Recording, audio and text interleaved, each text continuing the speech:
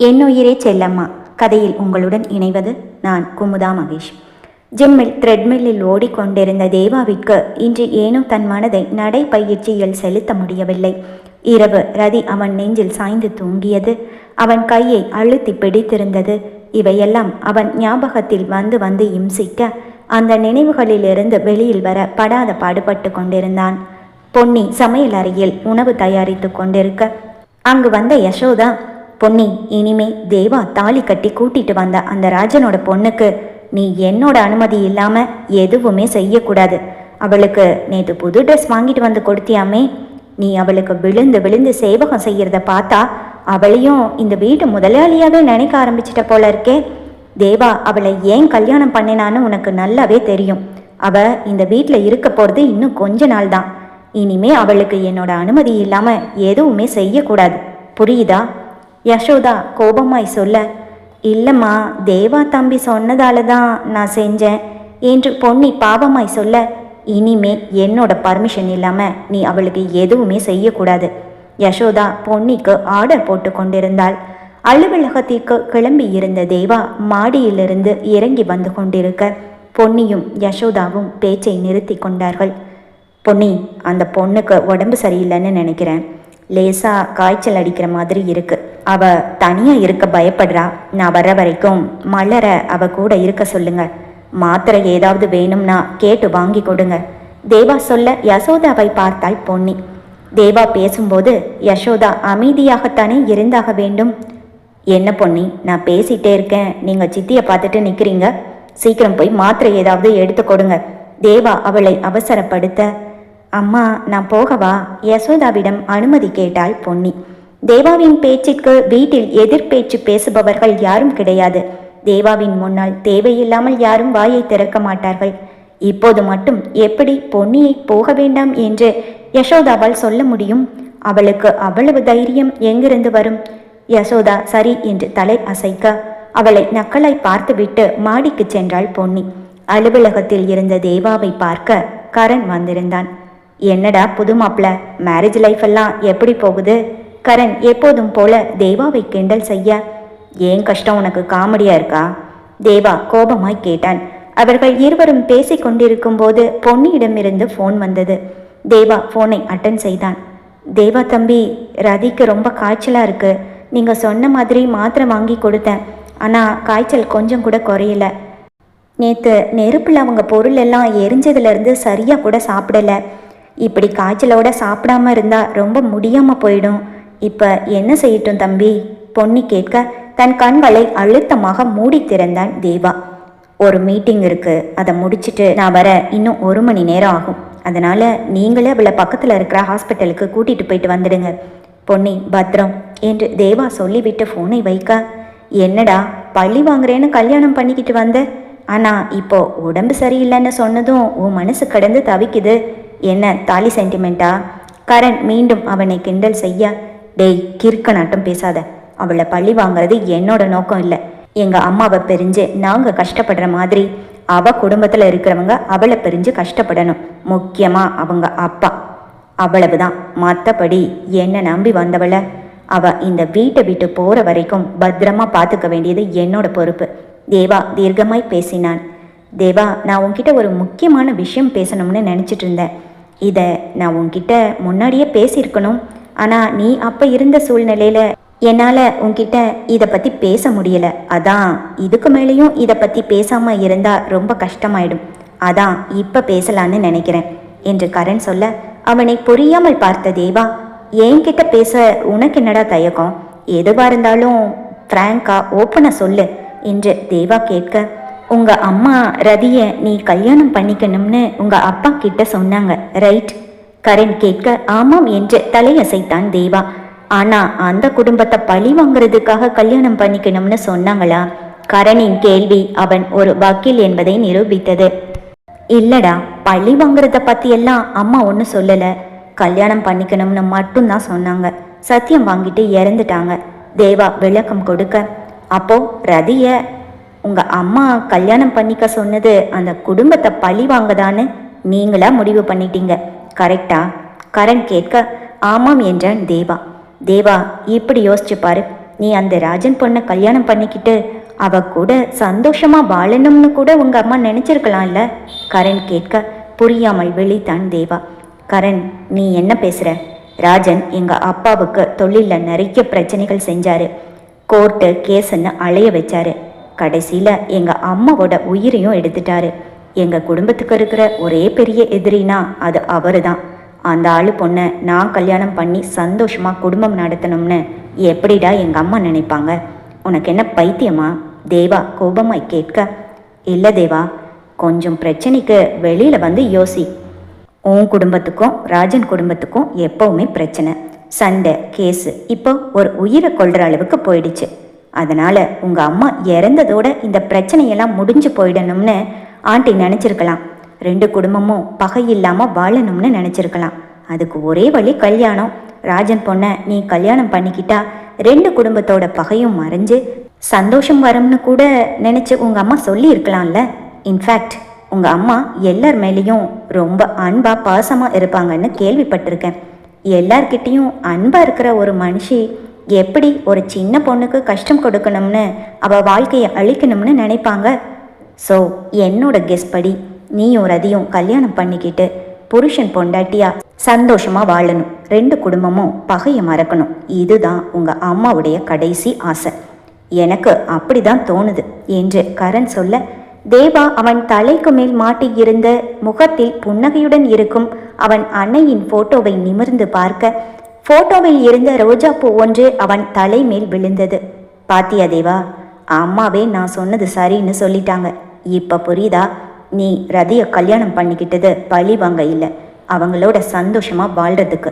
புரிஞ்சுக்கோ தேவா, இனிமேலாவது நீ உன்னையும் கஷ்டப்படுத்திக்கிட்டு அந்த பொண்ணையும் கஷ்டப்படுத்தாத. உங்க அம்மா வாங்கின சத்தியம் பழி வாங்கிறதுக்காக இல்லை, அது நீ சந்தோஷமா இருக்கணுங்கிறதுக்காக. யோசிச்சு பாரு, நான் கிளம்புறேன் சொல்லிவிட்டு கரண் எழுந்து செல்ல, தேவா தலைக்கு மேல் மாட்டி இருந்த அவன் அன்னையின் போட்டோவை பார்த்தபடி சிலையாக நின்றான். அலுவலகத்தில் மீட்டிங் நடந்து கொண்டிருக்க தேவாவின் மனமோ அதில் லயிக்க மறுத்தது. கரண் சொல்லிய விஷயத்தை மீண்டும் மீண்டும் நினைத்து பார்த்தபடி இருந்தவன் பிறகு என்ன நினைத்தானோ தெரியவில்லை. மேனேஜரை அழைத்து மீட்டிங் பொறுப்புகளை அவரிடமே ஒப்படைத்து விட்டு தன் குடும்பத்தினரிடம் கரண் சொன்ன விஷயத்தை பற்றி உடனே பேசியாக வேண்டும் என்று வீட்டிற்கு கிளம்பினான். வீட்டில் பொன்னியோ ரதியை மருத்துவமனைக்கு அழைத்து செல்வதற்காக மிகவும் மெனக்கெட்டு கொண்டிருந்தாள். வாமா, உடம்புல தீ காயம் பட்டிருக்கு, அதோட உடம்பெல்லாம் அனல் மாதிரி கொதிக்குது. நீ இப்படி அடம்பிடிக்கிற விஷயம் தேவா தம்பிக்கு தெரிஞ்சா ரொம்பவே கோபப்படுவாரு. பொன்னி ரதியிடம் கெஞ்சி கொண்டிருந்தாள்.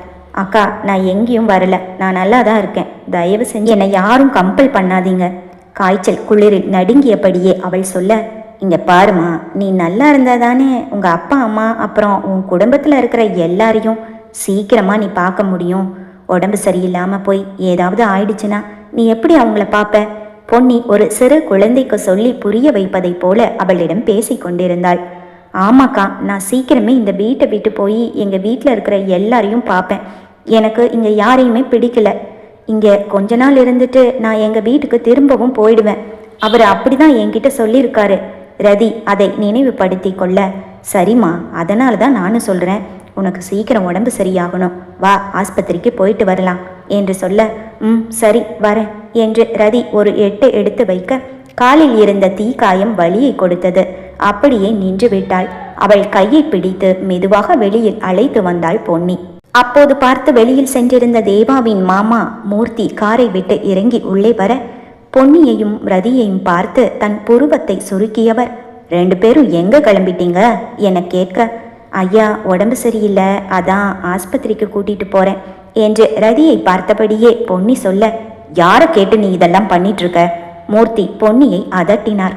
அதே சமயம் யசோதாவும் அங்கு வந்துவிட, என்னாச்சு மூர்த்தி, ஏதாவது பிரச்சனையா என்று யசோதா கேட்க, அக்கா 2 பேரும் எங்கேயோ வெளியே கிளம்பிட்டாங்க, யார்கிட்ட பர்மிஷன் வாங்கினாங்கன்னு தெரியல என்று மூர்த்தி சொல்ல, ரதியோ காய்ச்சல் குளிரில் நிற்க முடியாமல் நடுங்கி கொண்டிருந்தாள்.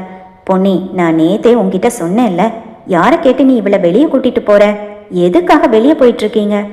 இல்லம்மா, உடம்பு அனலா கொதிக்குது, அதான் ஆஸ்பத்திரிக்கு போறோம் பொன்னி பயத்துடன் சொல்ல. ஆஸ்பத்திரியா? இவ உன்னை ஏமாத்திட்டு ஓடிட்டான்னு வை, தேவா வந்து எங்களை தானே கேள்வி கேட்பான். எந்த ஆஸ்பத்திரிக்கும் போக வேண்டாம். காய்ச்சல் தானே, 2 நாள் ஆனா தானா சரியா போயிடும். யசோதா பேசி கொண்டிருக்க, பொன்னியக்கா நான் ரூமுக்கு போறேன் என்று ரதி நடக்க முடியாமல் காலை நொண்டி நொண்டி அறைக்குள் சென்றுவிட, எப்போதும் போல யசோதா பொன்னியை திட்டிக் கொண்டிருந்தாள். இல்லம்மா, தேவா தம்பி தான் ஆஸ்பத்திரிக்கு கூட்டிட்டு போக சொல்லிச்சு, அதான் நான் கூட்டிட்டு போலான்னு என்று பொன்னி சொல்ல, தேவா மனசுதான் எல்லாருக்கும் தெரியுமே, எதிரியா இருந்தாலும் அவங்க மேல கருணை காட்டுவான், பரிதாபப்படுவான். சரி சரி, நீ போய் வேலையை பாரு என்று சொல்ல பொன்னி சமையல் அறைக்கு சென்று விட்டாள். அலுவலகத்திலிருந்து வீடு வந்த தேவா நேராக அறைக்கு சென்றான். ரதி கம்பளியை இழுத்து போர்த்தி படுத்திருக்க அவள் அருகில் வந்து நின்றான். ஹாஸ்பிட்டல் போயிட்டு வந்தியா என்றான். அவளிடமிருந்து எந்த பதிலும் வராமல் போகவே பொன்னிக்கு கால் செய்தான். தம்பி, ரதி பொண்ணு நான் கூப்பிட்டப்போ முதல்ல வரமாட்டேன்னு சொல்லிச்சு. எப்படியோ சமாதானப்படுத்தி கூட்டிட்டு வெளியே வந்த. அதுக்குள்ள சித்தியும் மாமாவும் வந்துட்டாங்க. அவங்கள பற்றி தான் உங்களுக்கு தெரியுமே, அதான் அந்த பொண்ணு வரமாட்டேன்னு திரும்பவும் ரூமுக்குள்ளேயே போயிடுச்சு என்று பொன்னி நடந்ததை விளக்கமாக சொல்ல, தேவாவோ கரண் சொன்னதை நினைத்து பார்த்தான். அம்மா என்னோட சந்தோஷத்துக்காகவும் இந்த குடும்பத்தோட சந்தோஷத்துக்காகவும் தான் இந்த கல்யாணத்தை பண்ணணும்னு நினச்சிருக்காங்க. ஆனால் இப்போ எனக்கும் சந்தோஷம் இல்லை. என்னால் இந்த பொண்ணுக்கும் ரொம்பவே கஷ்டம். யோசித்தபடியே ரதியை பார்க்க அவள் உடல் குளிரில் நடுங்கிக் கொண்டிருந்தது.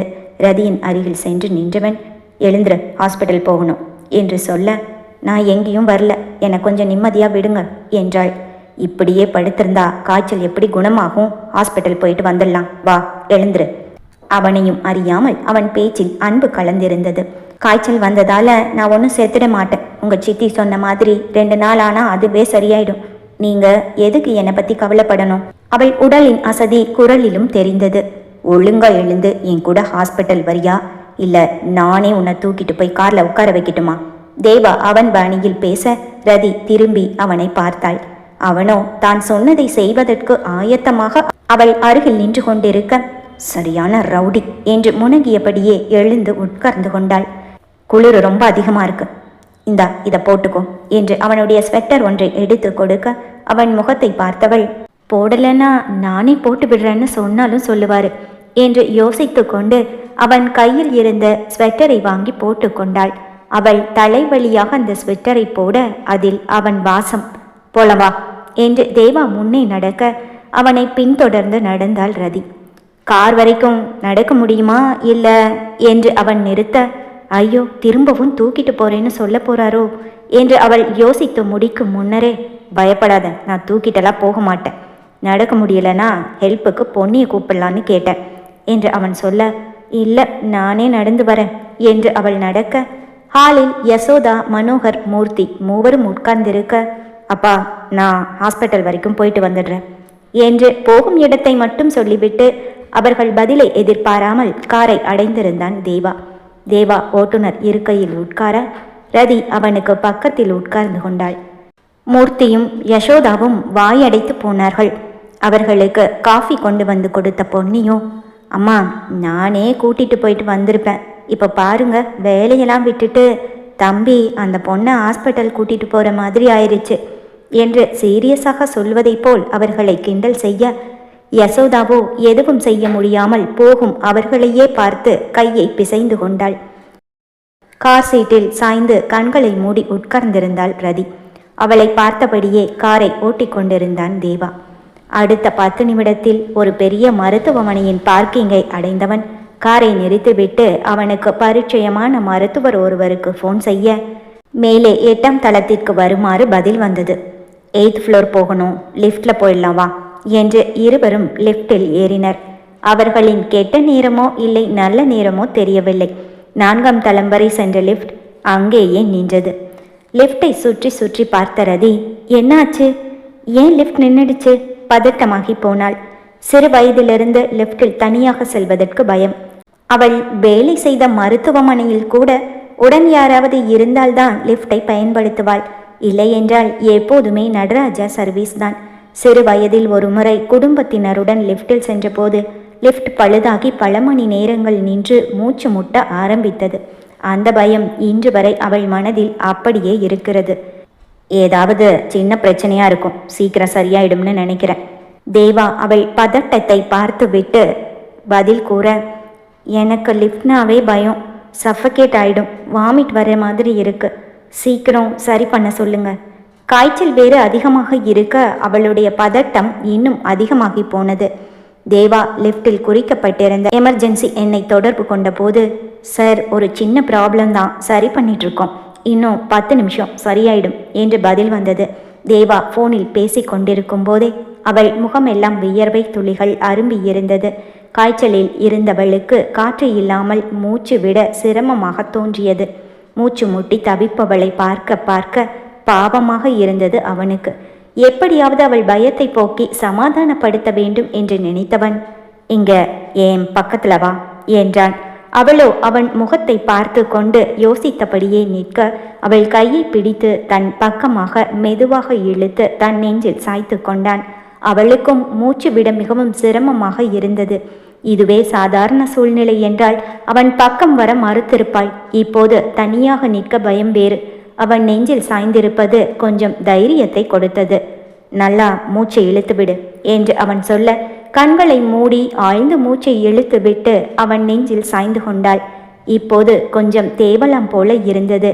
அவன் கை அவள் கூந்தலை ஆறுதலாய் வருடியது. அவனிடமிருந்து இப்படி ஒரு ஆறுதலை அவள் எதிர்பார்க்கவே இல்லை. அவள் மெதுவாக விழி உயர்த்தி அவனை பார்க்க, அவனோ ஆதரவாய் அவளை அணைத்தபடி தன் கண்களை மூடி நின்றிருந்தான்.